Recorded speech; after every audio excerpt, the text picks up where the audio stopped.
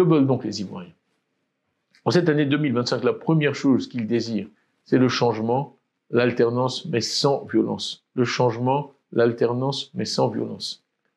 Nous avons aussi été à l'écoute des jeunes. Avant tout, ils ne veulent plus vivre dans la hantise du chômage, un véritable fléau pour eux. Ils rejettent formellement un système moralement corrompu et en déclin. Ils veulent un débat ouvert, sans crainte d'arrestation, et des élections où ils auront un véritable choix. Ils veulent se donner le droit et les moyens de déterminer leur propre avenir en choisissant des responsables intègres et qui prêchent par l'exemple. Pour la majorité de notre population, les femmes, quant à elles, elles attendent un pacte social nouveau qui leur offre l'opportunité d'une participation plus active à la dynamique économique de notre pays, qui assure la santé et l'éducation de leurs enfants et leur donne les moyens d'une véritable indépendance, d'une véritable autonomie financière et juridique, seule garantie de leur dignité.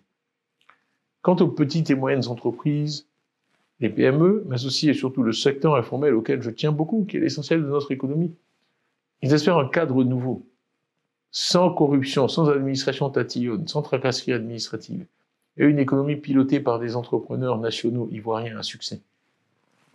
Nos paysans, quant à eux, ne veulent plus supporter des impôts et des taxes élevés sans en ressentir les bénéfices dans leur quotidien.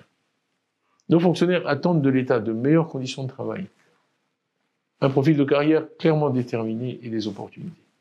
Pas des mesures salariales ponctuelles à l'approche de chaque élection. Les opérateurs étrangers, quant à eux, seront toujours les bienvenus, bien sûr. Ils prennent une part essentielle à notre développement. Mais ils veulent une économie sans corruption et une justice impartiale pour qu'ils puissent investir en toute quiétude et sérénité.